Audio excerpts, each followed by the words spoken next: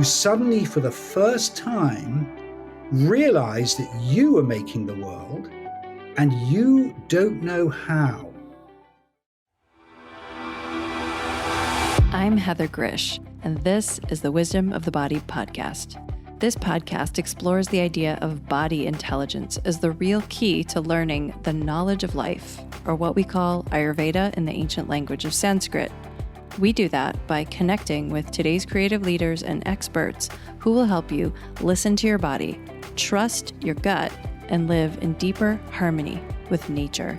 Come join me as we unlock the golden door to clear, direct perception and become very deep listeners. You can find the Wisdom of the Body podcast on Apple, Spotify, and Stitcher. You can also follow us by joining my email at heathergrzych.com or on Instagram at heathergrzych. I know you're going to love this podcast, so take a second right now to subscribe. Today, I'm here with Richard Dixey, who's the meditation teacher and author of 3 Minutes a Day, a 14-week course to learn meditation and transform your life. And he's a senior faculty member at Dharma College in Berkeley, California. He is a research scientist and a lifelong student of Buddhism who holds an advanced degree in biophysics and in the history and philosophy of science. Dixey directed a bioelectronic research unit at a hospital in London before becoming a CEO of his own biotech company. Then he moved to the US in 2007 to devote himself to teaching meditation, deepening his own practice, and running the Light of Buddha Dharma Foundation in India with his wife Wangmo, the eldest daughter of the well-known Tibetan Lama Tartang Tuku. And for more information, well, you're going to learn a lot about Richard today. You're going to learn a lot about his book. And Richard and I were chatting, oh my gosh, before we started today, we were already going into so many different areas because of his interest in Asian traditions and also in medicine. So we've had a lot of fun conversations so far that we wanted to bring you all into. But Richard, it's so lovely to connect with you officially. Hi, nice to meet you too. And yeah, I feel like there's so much that we could talk about today. You know, so you're a meditation expert, and I've been a meditator for about 12 years or maybe 13 years. I'm a very bad meditator. I don't know. I'm just kidding. Starts to become like, you have a relationship with your meditation, right? So why do you think it's so important for people to meditate? Could we start there today? Yeah, of course we can start there. Meditation should be taught in primary school, along with reading and writing. It should be reading, writing, and meditation. And the reason is really, really simple. It always comes as a surprise to contemporarily educated people. But the only experience we can ever have, is either an input from one of our five senses or our mind, thoughts, and imaginations. There's nothing else we can actually ever experience.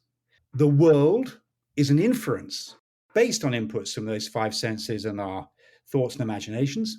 Scientific materialism, education, everything is external to the five senses and the mind. But we're not ever taught how to relate directly to our five senses and the mind. And consequently, people often go through their whole lives with the strange idea that there's a, quote, real world outside them somewhere, and they're kind of irrelevant. They're just some insignificant speck on an insignificant planet in a blah, blah, blah, all this talk. Utter nonsense. We are always and will always and have always to be the center of everything because it's the only experience we ever have. Now, meditation is the engagement with experience as experience, as compared to using experience to understand, quote, other things, which you infer from your sense experience. So meditation is the direct engagement with sense experience, thoughts and imaginations themselves. And that's why it's so fundamental. I mean, it's actually more fundamental than reading and writing, really. But nonetheless, it is a fundamental life skill. And modernity, as we get better and better technology, particularly technology that engages our attention in the way that phones do, and now ChatGPT is doing even better, and there's all this clever technology to engage our attention. If we don't understand how our attention works And remember, our attention is the faculty that adverts, that turns to one of those five sense gates, all thoughts and imaginations. If we don't understand how our attention works, we're going to land up distracted, frazzled, exhausted, brittle, and unhappy. And we won't be able to do anything about it externally because it's not an external problem. It's an internal problem. And so meditation is an essential life skill. And it's not to become 10% happier. It's not to find Buddha at the end of a rainbow. It's none of that. It's just to understand who we are as human beings. It's that fundamental. And so what motivated me to write this book was to start off by saying that and being very strong about it, because philosophically, this is unassailable. There's no question this is a correct statement. You can't debate on it because quite clearly you can't experience anything other than your five senses, your thoughts and imaginations. There is nothing else to experience. But what is so extraordinary is that the entire edifice of contemporary culture ignores it and acts as though it doesn't matter, it doesn't exist. I don't know. There are all kinds of ideas we're given. But this is a huge mistake and is causing great problems in modernity because people are getting more exhausted. They're finding life less meaningful. There is an assault on truth because the concept of truth is highly problematic if you don't understand how your own experience is made. And many, many of the modern problems that so plague us come back to this single source. So, although this is a Learn to Meditate in 3 Minutes a Day book, actually meditation is a fundamental life skill. Everybody should do it. Whatever they believe, doesn't matter. Whatever religion they have, whatever interests they have, whether they're scientists or not, then none of that matters. This is a fundamental life skill. And I am a scientifically trained person. I have a good understanding of how science works. And it's also very gratifying to say that the insights that meditators recorded now 2,500 years ago are being validated almost on a daily basis by cognitive psychology. So this isn't made up stuff. You can actually have quite genuine knowledge about your own experience as experience. And that's what meditation does. Wow. Have you ever heard of the podcast Huberman Lab? He's a Stanford professor. Anyway, one of the things that you said about, how science is validating everything that these ancient traditions have and people that have had insights for long periods of time, thousands of years, that science is validating all of that now. And so he's a Stanford professor, I believe, Okay. neuropsych, I I'll look believe. it up. Yeah. Yeah. Anyway, but every time I listen to one of his episodes, I'm like, I was taught that studying yoga 12 years ago. They're doing like a study on that now. They're validating that. And I find it interesting that so much of this is getting validated right now. And obviously there's a huge need. There's so many things in what you said here that I want to dive into. One of them being this idea of truth, because like you said, people believe that they understand what truth really means. And I would love for you to give concise, clear definition of truth. Okay, so there's something very interesting here. The Greeks, a lot of our culture goes back to the Greeks, and the Greeks had this idea called scientia. Now, scientia wasn't just what we now call science, it was actually any study of truth. Science was called natural philosophy, it was the truth in nature. And then there were other scientias for the other arts. One of the things that they said was, and this is very explicit in Greek philosophy, you must never interfere with your object of scientia. If you do it, it can no longer be called true. So in the natural philosophy, in science, what we now call science, they said you must never experiment. If you experiment, you can no longer make a truth claim because then you are mixed up with what you're doing and it can no longer be true with a capital T. The problem in modernity is that post the scientific revolution of the 17th century, experimental science took off and it adopted the same truth claim that the Greeks had, i.e., it's somehow true with a capital T. It's not that it's untrue, it's just not true. It's the best approximation we currently have to what we can observe by our experimental and observational techniques. That has led to a crisis of truth because in modern conditions, people have woken up to the fact that the scientific description of reality is incomplete. Often it changes. Worse than being incomplete, Theories change, and people go, oh, they're making it up, or they're lying to us, all kinds of ideas people have about why the scientific ideas change. But the honest fact of it is that science is not about truth. Science is about observable fact. So where are we going to place the word truth? Truth must always reside in our own relationship to experience. That is where truth must reside. Truth is a close bedfellow of meaning and authenticity. It's not objectively validatable. Now, the thing is, can meaning and authenticity reside within an individual? And the other element of the 17th century was a full-on assault on the individual as a locus of knowledge. Galileo, famously in his rather witty letters, said that personal knowledge merely names. It can never know. It merely names. And there were very funny examples given by Galileo to undermine the concept of personal knowledge.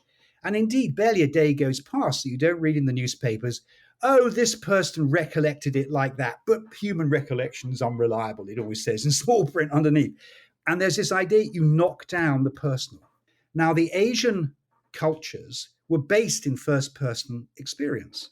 And so for them, the issue of truth and how you validate truth claims was a central concern. And there are whole philosophical systems written in the 4th, 5th, and 6th centuries in India, which are about valid knowledge from a first-person perspective. And as you point out, if you train yourself properly to meditate and to work with your body energies, etc., you can land up with statements which can be, quote unquote, objectively validated, i.e., quite clearly, this is valid information. So my answer to that is there is such a thing as truth, but it is always embedded in the individual that speaks that truth. And it is not embedded externally in books or ideas about the world.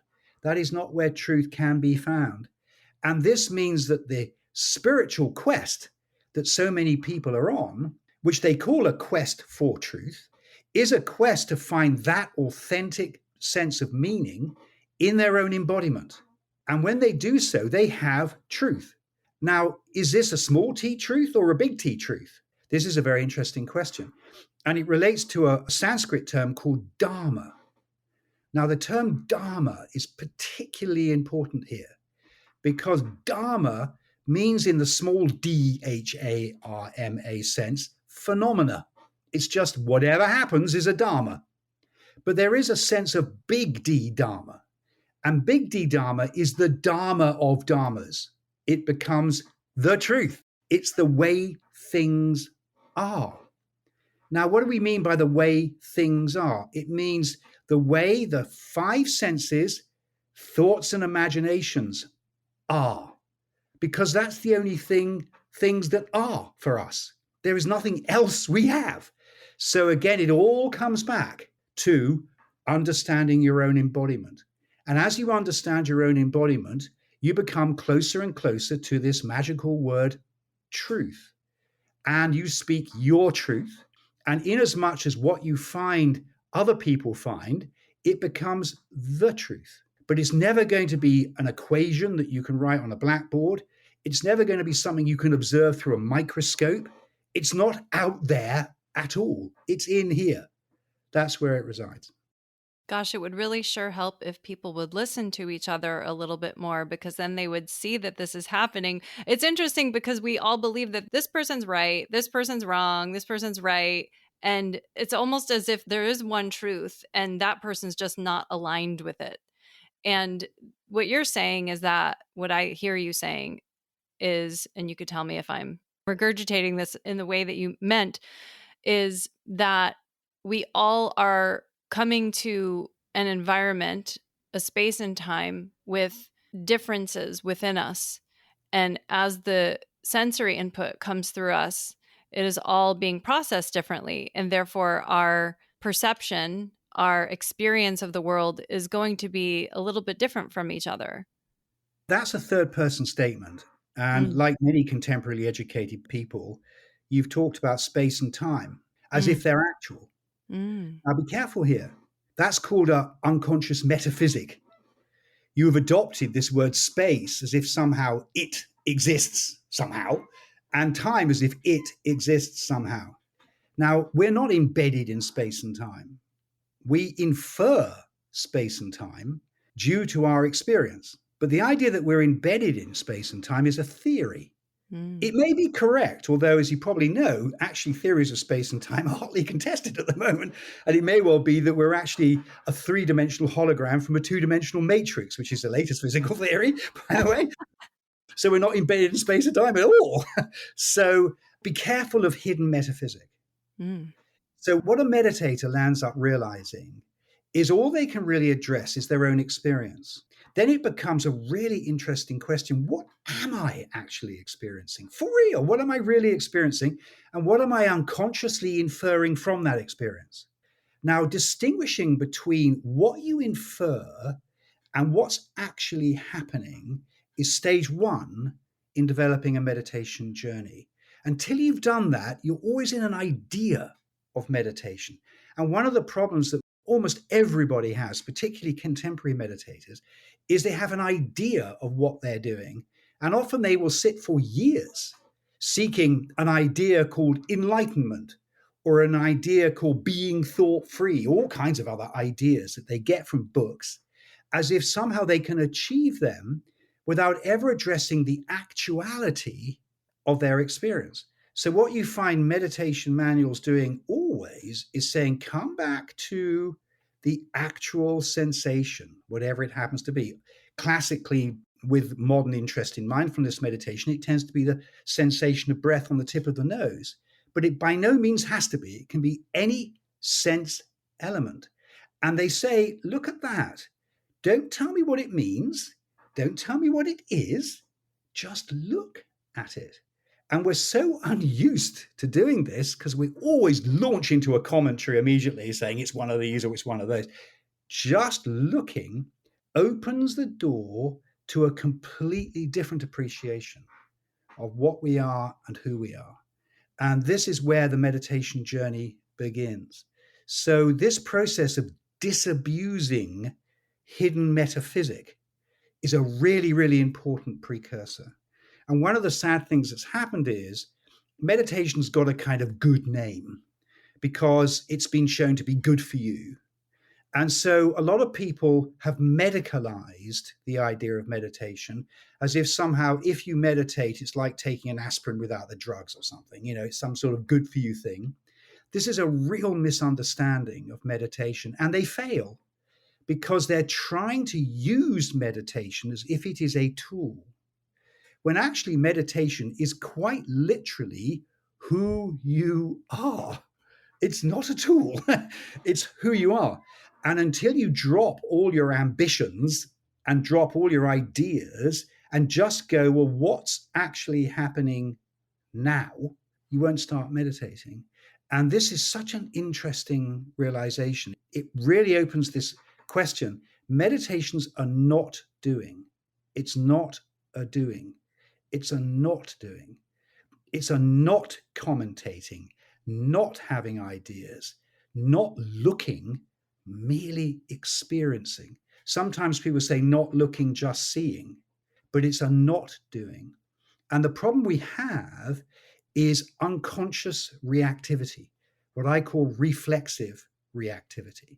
That's to say, our map making, our wish to make sense of sense input and project a world, that's a map making process, is essentially protective. We develop it as we grow up. As we come from childhood to adulthood, we accumulate all kinds of ideas about good and bad, want and don't want, ambitions, etc., which are all loaded into this dictionary we carry around with ourselves.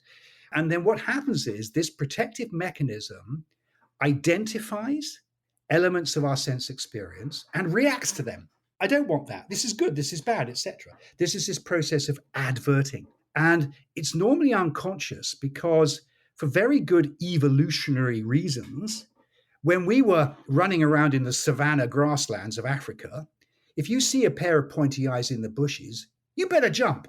You're not going to be going, oh, that's an interesting pointy eyes. What are those? You're going to be saying, that's a saber-toothed tiger. Let's get the hell out of here, right? So it's a very, very strong protective mechanism. But its reflexiveness is the problem. As we come into modernity, with rapid increase in all the stuff around us, with new materials we never saw before, with environmental and social change that's completely unprecedented, blah, blah, blah, all the stuff we know about, this old, ancient, reflexive reactivity is still operating. So we're bouncing off our experience. We're bouncing off it the whole time into, oh, I know what that is. Oh, I've got to do this. Oh, I've got to do that, whatever. And we have to learn to calm, to not bounce. Now, not bouncing is what's called shamatha meditation. It literally is calm. Now, calm is not saying nothing. It's just saying don't bounce from what's happening. So people often misunderstand calmness meditation as no thought, silence, go and sit in a hole in the ground and just have silence. That's a total misunderstanding of shamatha meditation. Shamatha meditation is to have all your sense gates open, all these sense inputs happening, but to be non-reactive to them. Now, that capacity then enables us to look at them and say, wow, what's this? Suddenly our innate intelligence becomes free from reflexive reactivity. Once that happens, we can start asking questions about truth. That's when these big questions become something we can address. So meditation, through really a very simple insight, which is this, has really big consequences because it literally affects everything else. This is where the map making begins. It begins in the moment of reactivity. And indeed, I begin the book with a reference to a video that everybody should watch. This is so instructive. It's this guy, he's walking across a quadrangle, some sort of college or something in the southern states. And it's pouring with rain. He's under an umbrella like this. And he's taking about 2 steps a second. And then this is a security camera. It's not an experiment, it's a real thing. And there's a lightning strike. And he doubles over and runs away. Now, slow it down. It's really, really interesting. He's taking about 2 steps a second. So he's walking pretty quickly. The lightning strike is captured on the video camera, and you can see it hitting the ground, this little thin white light. And the next frame, everything whites out because, of course, it's a lightning strike. It's about 4 feet from him. He takes another full step before reacting. So the frame after the lightning strike has hit the ground, the guy is still walking exactly like he was before. He has made no reaction whatsoever to nearly being hit by lightning. And then the next frame after that, he's doubling up and running for cover. That is 400 milliseconds. It's 4/10 of a second. We are 4/10 of a second behind actuality at all times, even when you're nearly hit by lightning. You'd have thought he'd be bouncing away immediately. Not at all. It's still 4/10 of a second. Now, people can't believe this. What are you talking about? I'm in the here and now. This is the real world. No, it is not. You're in a map of the real world. You're not in the real world at all. You're in a model that you have made. Now, this is where the doors really start swinging open. That model contains everything you know, everything that happened to you, all your prejudices, all your ambitions, everything's in that model. But you're projecting it as if it is real and actual. And because of that unconscious projection, people land up fighting with one another, disagreeing with one another, and furthermore, they land up being manipulated by sophisticated algorithms run by advertising companies to capture their attention to this and that, because they're not in the real world at all. So again, back to meditation, once this realization begins to dawn, we go, wow, if I could disengage from the map, what would that allow me to do? I would suddenly be free of my identity. I'd be free of my background. I'd be free of my opinions. I'd be free of prejudice. I'd be free of all the things that are so problematic in growing up in one stroke. Of course, to become stable in that is something quite different. But once that insight happens, a whole world becomes available. It's literally that. Wow. So Is the goal then to break our paradigm, to destroy it?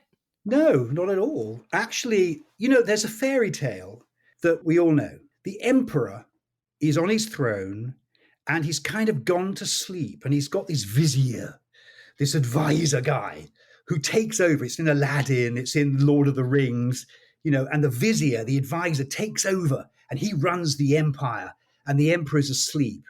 And then eventually the emperor awakens and says, "Look, vizier, I am the emperor. You're just an advisor to me.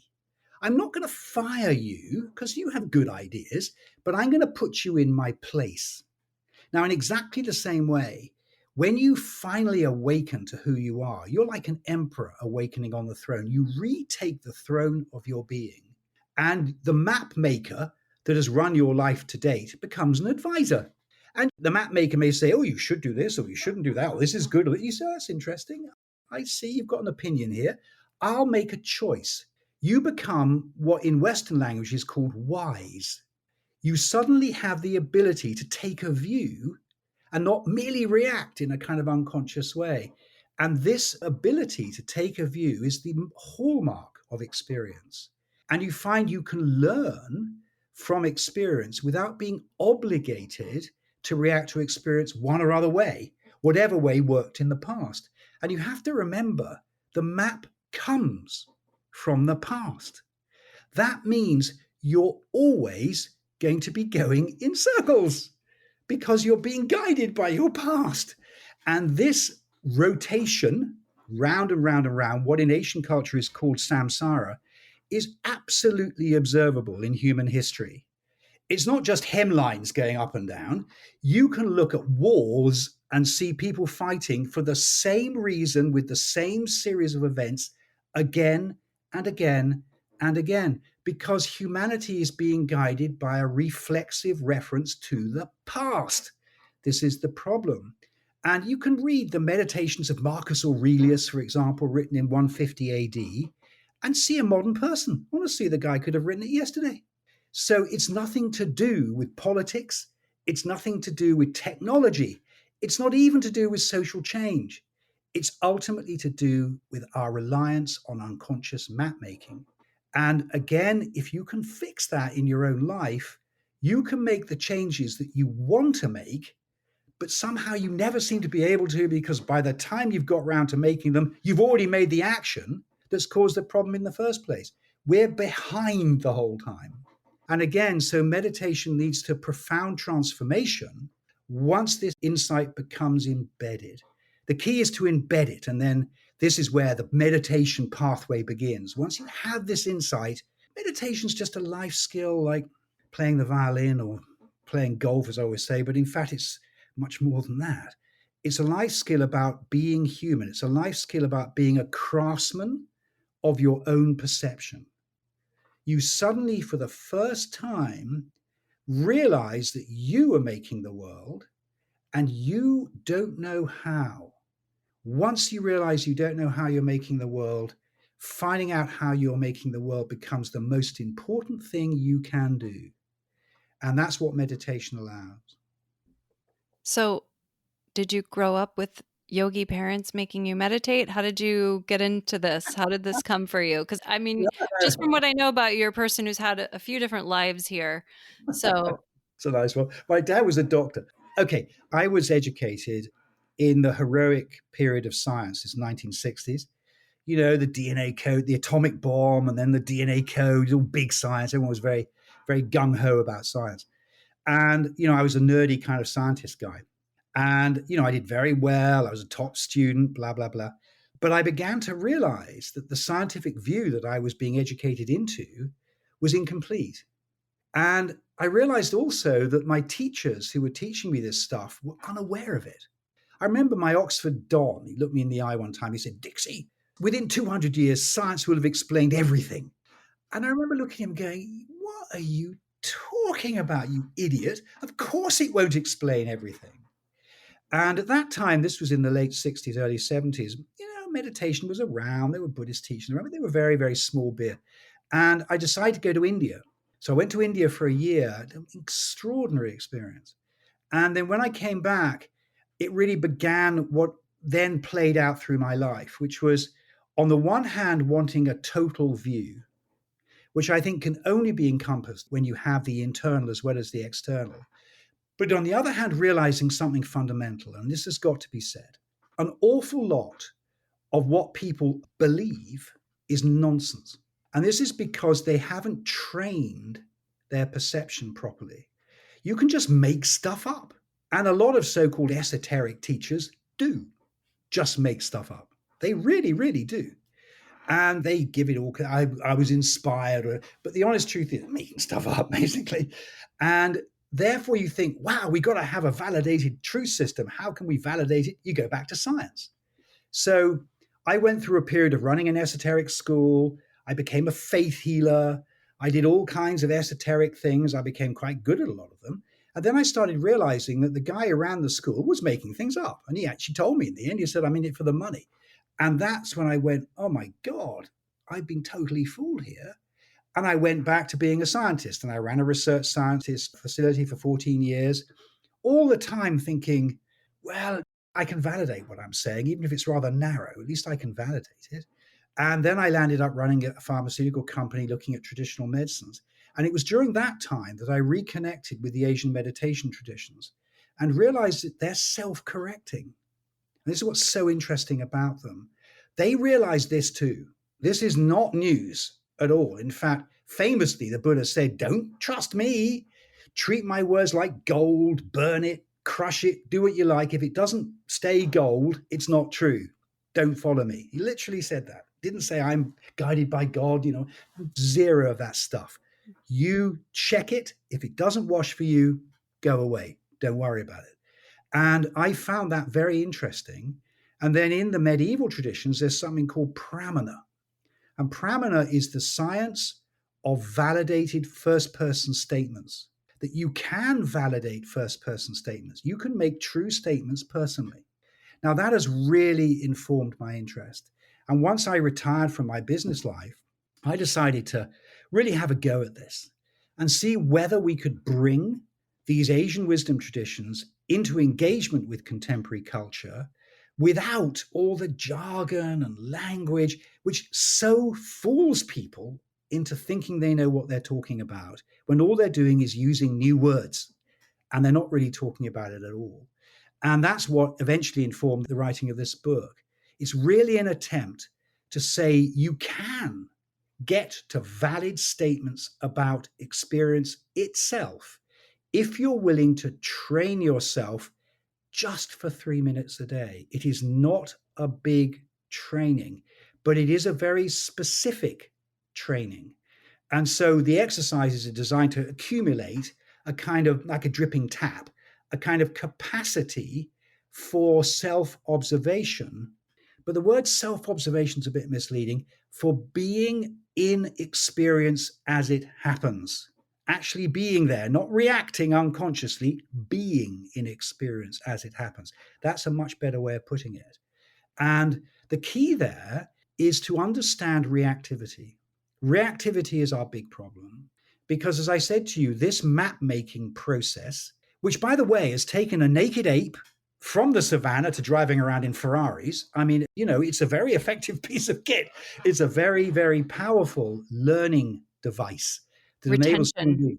it enables us to learn from our experience. But we need to realize that it doesn't always help us. We have to contextualize it, and we have to overcome its reactivity. And when we do, it's like a glass of water, all stirred up with dust or something by all this reactivity. As we become less reactive, the dust settles, the water clears, and suddenly we can see. And seeing clearly is called vipassana. Passana literally means seeing, and V means clearly or discriminating. Vipassana. Vipassana is the fruit of calmness. Suddenly we see, oh, right. And once we see, we can make proper choices. And that, to me, is the ultimate goal of meditation. And if we decide we want to go and meditate 8 hours a day and become some kind of yogi, great. But there's no need to do that to live a much, much more meaningful life just by knowing what we're doing. You must have been quite a CEO to work for years ago. I saw a headline when I Googled you. I'm going to read it because you've probably read it a million times about yourself. Phytofarm chief quits business for Buddhism. Yeah, In 2007, I guess, when you yeah, transitioned. yeah. Quick Buddhism. They love this. The Buddhist businessman, I was always called. There was another article I found about you. You've read all these because this Yeah, of is course. you. And so you Yeah. obviously like read about yourself. Where was it? It was Meditations of an Old Hippie on the Drugs Trail.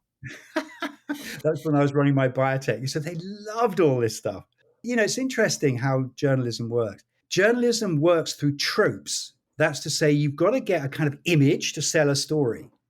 I remember one time I'd recently married my lovely wife, Wangmo, and this piece came out in the Telegraph, which is a big newspaper in the UK, and it said, Dixey, the biotech entrepreneur who goes out every night to nightclubs and drives a Ferrari and then dot, dot, dot. And she said, what? Where's the Ferrari? Are you going out when I'm not looking? And I said, they literally just make that up. You want a Buddhist businessman who takes drugs and drives a Ferrari. That's the perfect story. Yeah, we've got it. And, these things just take off. And then they say, oh, I got it from the previous story. It's a game. And so being well known as I was in the UK was quite an education in how this can happen and how it's not exactly problematic because you can ride the tiger. What it really shows, and it's back to what I was saying about map making, we all have ideas about what is real and what's important and how rich people should be and who's interesting and who's not and all that. And so the press, in many ways, feed. In some respects, they make those ideas, and in other respects, they feed those ideas. And they absolutely loved the Buddhist businessman. That was just so cool because I was both a businessman making money and a Buddhist monk without interest. It was like wonderfully contradictory, the Buddhist businessman. And they used to run it again and again and again. And, honestly, what I was really trying to do, I'm very, very interested in traditional knowledge, as you can tell. There is one of the most extraordinary evidences for the fact that you can learn real things about the world without analysis is traditional medical system, because they came from nowhere. For example, and you probably know this as an Ayurvedic person, Mucuna pruriens, which is a seed, was ground up and given to people with Parkinson's disease in the 2nd century recorded. It contains 2% L-DOPA, which is the current treatment of choice. How did they know that? How did they find that out? They got a whole bunch of tremory old people and then gave them every single plant they could find in the garden. How did they find out? And this is deeply and profoundly important because what it points to is that there is another way of knowing altogether than scientific materialism. There's another way of engaging with experience. And again, meditation is one of the relics with unbroken lineage that comes from a pre-scientific age intact. There's not many. Unfortunately, all of our Western lineages are broken. So whether you give me tarot, astrology, Kabbalah, whatever you want to tell me, they've all been broken and then reconstructed. The problem is the reconstruction happened after the scientific revolution. So you never really know quite what was meant to be happening, get way back.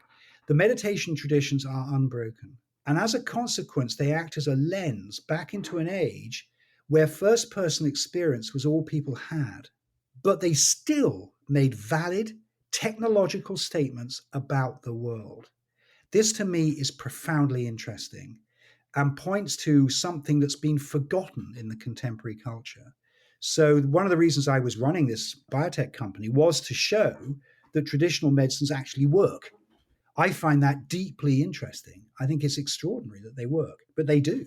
And you can show it in the most objective ways with double-blind placebo-controlled trials. You can actually demonstrate it. But of course, that was all being informed by my interest in the Dharma as well. So it was a kind of a mandala, what people call it nowadays. Yeah, that we call it kapikachu. I have some in my house. And, I think one of the stories I really like from Ayurvedic medicine is a story about Shilajit, Shilajit, yeah. where the monkeys were licking the rocks and then they would go and run off and have sex. And so they discovered, oh, we might be able to use this for humans as well. And it turns out it worked. Yes, exactly. But I mean, there's something very profoundly interesting about specific medicines that emerged from antiquity. How they knew them, people come up with all these theories about how they came up, but honestly, something like Macunapurians, it beggars belief. I Hmm. simply have no idea how, apparently in an age where people didn't live over 60 anyway, they were able to diagnose Parkinson's disease nearly 1400 years before Dr. Parkinson, so it should be called Nagarjuna's disease, and then treat it with the right medicine. And you think, gosh, there's something here that really is important. Of course, traditional medical systems are disappearing. And we were talking briefly about Vietnam. Vietnam's a fascinating example of this. Vietnam is on the borders between China and India and receives influences from both, on top of which is French physiology. So Vietnamese traditional medicine is seriously interesting because it's got a bit of everything in it. They've got physiology along with the marriage of Ayurveda and Chinese medicine. But I went around the Arab countries. I went everywhere over the world looking for traditional medicines and realized again and again this knowledge was held orally, often by elders of tribes, and these people were dying and modernity was coming. And, another example is Berber medicine. Berber medicine, which is Avicenna, Ibn Sina, this is where a lot of the Western pharmacopoeia comes from, was essentially held by Arab culture. And it's dying out rapidly. In fact, they think even within the next generation, it'll be gone because it was held by tribal elders and they're all in, Toyota Hiluxes and watching YouTube. That, it's ending. And Hmm. we're going to lose a massive amount of knowledge about reality when it does. So there's a much bigger philosophical picture. But to go back to meditation, this is the science of the mind. And this science is not going to be lost. And, I am really dedicated now to making sure that it makes a transition into Western culture too. This is, to me, a really important task to show Westerners this is absolutely concordant with scientific views of reality. This is not in any way some, quote, alternative to scientific views of reality. It completes a contemporary worldview. If you have a trained subject with all this technology together, you get a whole. At the moment, we have all this technology and, frankly, infants running it. Look at our politicians. Honestly, a lot of them are literally toddlers. Hmm. And you think, boy, this is really dangerous. If these guys don't wise up, we're going to have a serious problem on our hands. And so to me, this is a very, very important cultural task. And as things like ChatGPT come along, and what they do is they mimic our reflexive mental processes, which are essentially mechanical. And they mimic them so well that they look human. And indeed, as these technologies evolve in the next year or two, they will take over pretty much all of our mundane tasks. Does that mean we are just robots? No. Because if you look at a ChatGPT written piece of text, it's very smooth, it's very clear, but it's about this deep. And when you start going in and saying, well, what does that actually mean? You start inquiring as to what the view is that's being taken, you realize there isn't one. Mm. There's no view at all. And this word insight is so important. Insight does not arise from the past. Insight does not arise from some association with. Insight is genuinely novel and creative. And to me, that is the essence of our humanity. And learning to find our own source of insight within our mind stream, within our life stream, separate it from reflexive reactivity, releases creativity. Because suddenly we found, wow, I have got fresh insight, which is not coming from things I've learned. It's saying things about things I've learned. It's insight. And this to me is intensely important and it leads to meaning. And so to go back to this idea of truth, truth is about profound insight. It's not a fact, it's an insight. It's a way of engaging with experience. And of course, traditional cultures know this very well. The American Indians wrote so beautifully about this and about their confusion as they met apparently educated Westerners who were so disconnected from this essentially human trait. somehow, white man speaks with forked tongue and all that. Really, what they were saying was these people have lost contact with their humanity. They're no longer truly human beings. And so, as technology marches forward and as we see more and more automation, I'm optimistic that what it will reveal for some of us is a clearer path to our own insight. And with that, to our own humanity and our own truth. And that, to me, is a great goal and one worth working for. That's really beautiful. Wow.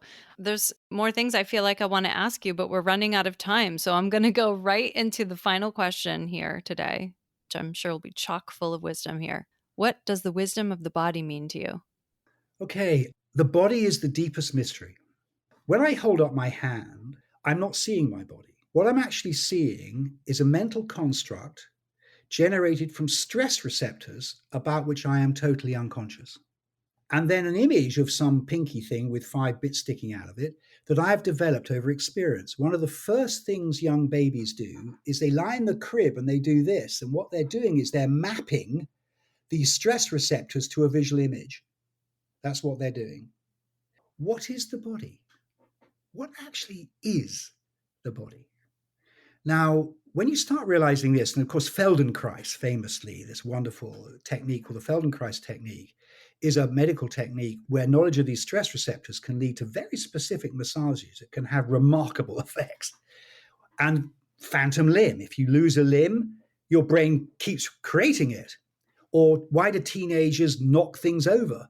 Because what their body looks like and what their body actually is different. And as they grow, they outgrow the map. So they start knocking things over, always from the inside. They always think their cup is here when actually it's 3 inches further away and they knock it over. That's what they're doing. And so this idea of the body being enigmatic is point one. It's not the easiest thing. It's actually much, much more difficult to approach than the mind. So what is body? Well, the only way we're ever going to approach body is to start feeling body through touch and sensation and not mapping. And when we do, we realize it has energies and flows and intuitions. It has no clear boundary. It is embedded in a flow of time, yet itself is timeless. It is an extraordinary phenomenon. And of course, in the great yogas, this is true of Hindu yoga and Buddhist yoga, the body becomes the yoga. That's actually the yoga. Body and time and incarnation, which is a kind of Christian term, but captures this, are linked together in a very, very profound way. So body to me is the ultimate enigma. Why is our lifespan limited if somehow we are constructing all the time? What causes that? Some people die with cancers this big, other people die when they're riddled with cancer. Some people, like if you go back to the medieval period and you read rare biographies we have of medieval people, they knew when they were going to die. They would write voluminous wills and then die. They actually knew it. So there's all this depth in this word body. And to me, the kaya, the body, this term in Sanskrit, the kaya, is the ultimate arbiter of truth. That's really where it resides. We are not different from our body. We are within a body. This body is cognizant. It's a cognizant entity. The biological term is Homo sapiens. We are Homo, which is body, and we're sapiens, which is sentient. How can a body be sentient? How is that possible? How can you have a thing, a body, that knows? And this is the enigma of the spiritual path. When you unify being and knowing, you truly make contact with actuality. So ultimately, the body is the yoga. Really, it all comes back to body.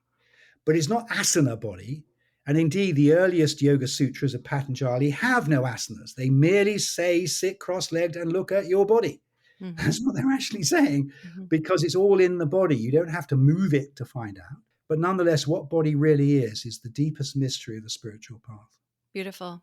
Richard, thank you so much for your time today, for your wisdom and sharing with us. And you've got this great book that has come out, and it's called 3 Minutes a day, and it's a 14-week course to learn meditation and transform your life. And doesn't that sound so nice just to, it sounds achievable. I mean, the 3 minutes a day definitely sounds achievable. The 14, week might scare some people, but it's only 3 minutes a day. So what's the best way to get in touch with you and to learn about the book and people Oh, want to by all study with means. you?